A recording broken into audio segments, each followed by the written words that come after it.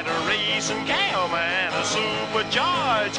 Look out, buddy, hot rod at large. She's a hot rod. She's a hot rod. She's my hot rod. Hey, you're on with the car guy and his elves. Hey, Big George, this is Hank from the northwest side of South Holland. Hey, Hank, what's up? These are my elves. You can see. Yeah.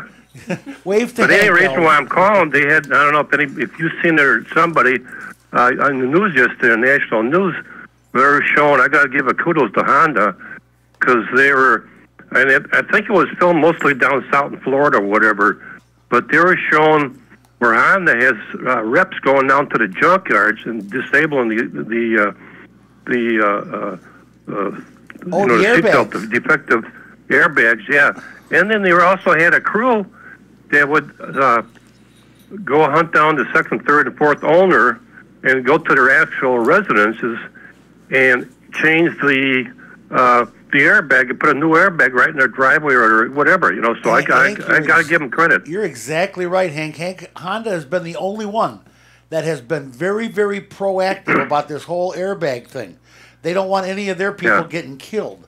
Honda was one of the most. See, when they were showing, they didn't. The announcer didn't announce it specifically, but it looked like a warm weather climate. So, like you said, that they would blow up in the junkyard. So they're actually going into the junkyards and buying them and taking them out of there. Yeah, get rid of them and dispose of them properly. Honda's been very good about that. I'm glad you brought that to the attention of my listeners because I had actually forgotten that Honda was being that proactive. I know Honda's the first one to just take anybody into their service department and put a new airbag in or inflator. Yeah, and they're going back 12, 13 used, Hondas, and there's millions and millions out there. So I got to give them credit. So anyway, I just wanted to Takata's been give you lying that to us. Takata's been lying to us for years, Hank.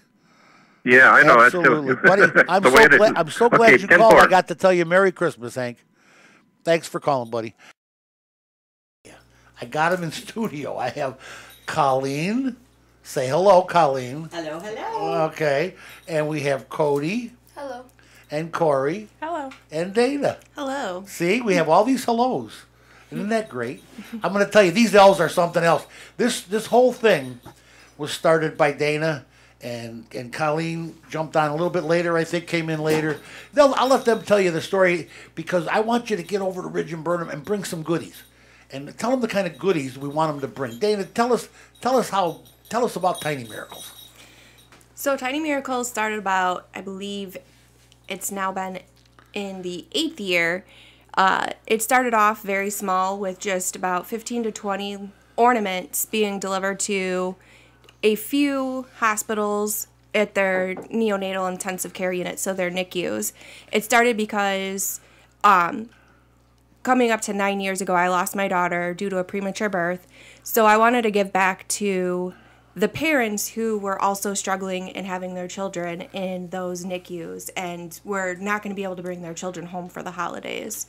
So a couple years later, Colleen jumped on board, and it's grown every single year. It started off with, I believe, 50 ornaments just being delivered to 2 to 3 hospitals, and now we are at approximately, I believe, 12 hospitals and over 3,000 packages.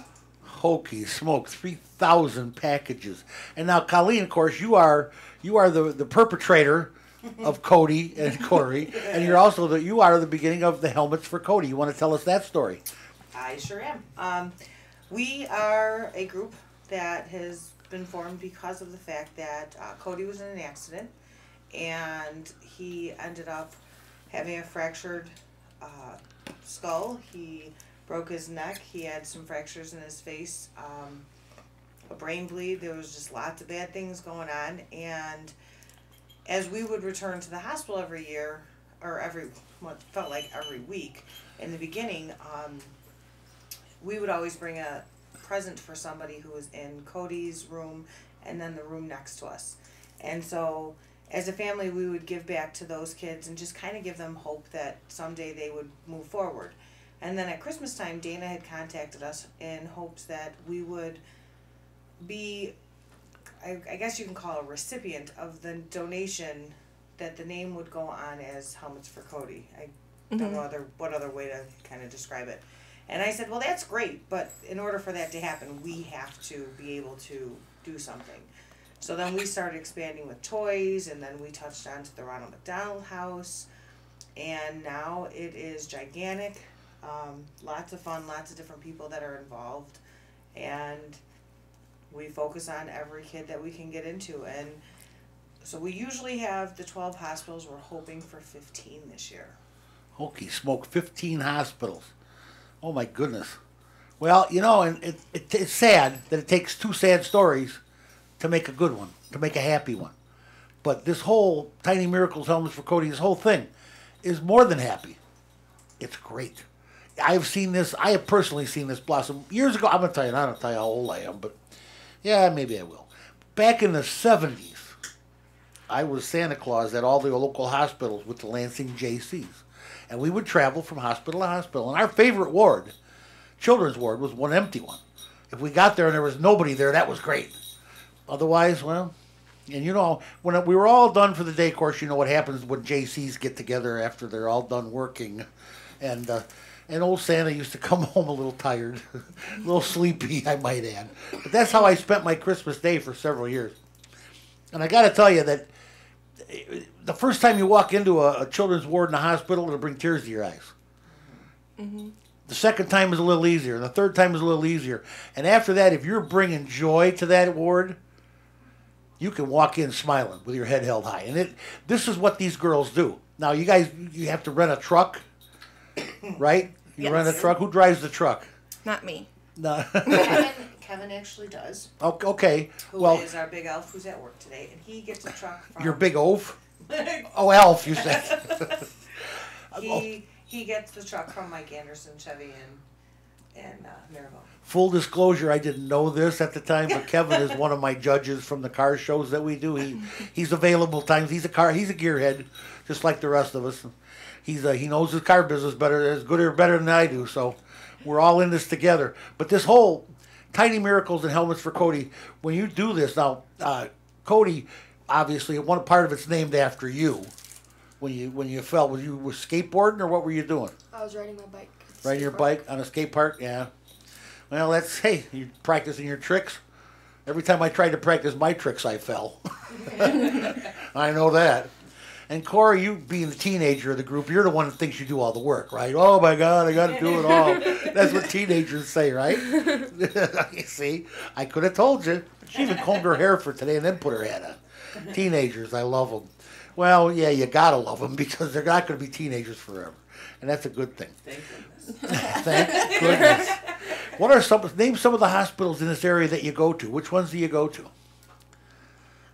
In Northwest Indiana, we go to Munster Community, St. Margaret Mercy Dyer, go to Porter Memorial, St. Anthony's in Michigan City, pretty much any hospital that has a neonatal intensive care unit. So most of the other bigger hospitals that will deliver actual more amount of the packages to will be your Chicago hospitals, so your Comer and your children's hospitals out of University of Chicago and in those hospitals, yeah, and Lori, yeah, and Hope. UIC. Yep. How about Christ Hospital on 95th? Yep.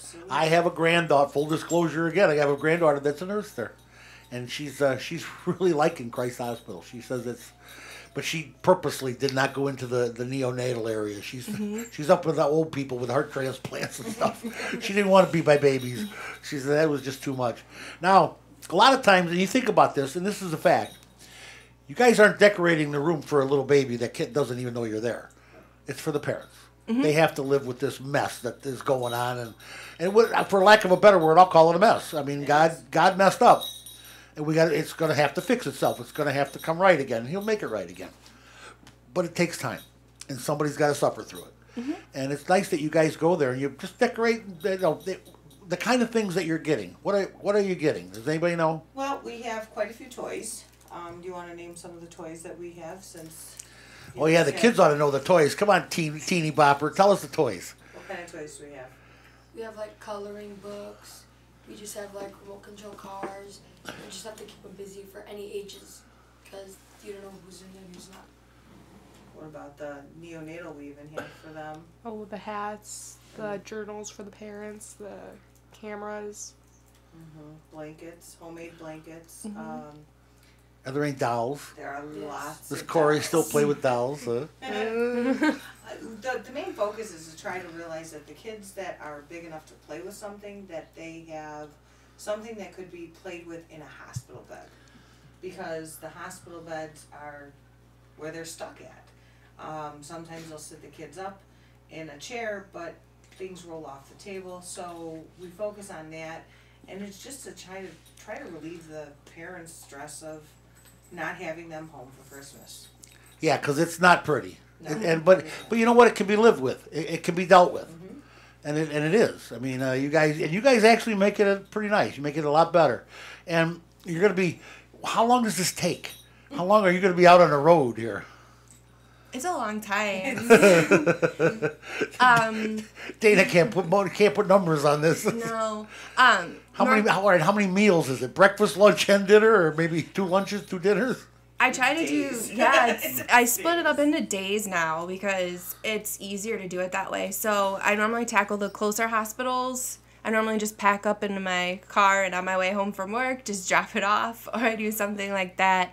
Try to break it off into different days, because if not, there was one year where we did all the entire Chicago hospitals and like the south suburbs, and it took breakfast, lunch, and dinner, and so that was a very long day. I'll bet it was a long day, and I'm sure you started early and stayed late. Oh my goodness! Well, you know, this is the kind of thing that makes the holidays nice, you guys. I mean, 928 Car Guys, if you want to weigh in on this, or if you've got a car question, of course, we're still taking car questions. It is a car show after all. But once a year, it's not a car show. It's about Christmas, and we just have too much fun with this. And this, of course, is 2 sad stories that made a good one. And I just absolutely, the more I get used to it, the better I can deal with it, and the more I smile for these kids in the hospital and these parents that are going through some really yucky times. I mean, they're just, and of course you guys know. So it's not like you haven't been there, and you're doing what you're doing to make it better. And I'm really proud of you, Colleen and Dana, and I just, and of course the teeny bopper and Corey here, or Cody and Corey. Teeny bopper. Don't you just love when they become that age and you can call them teen? No.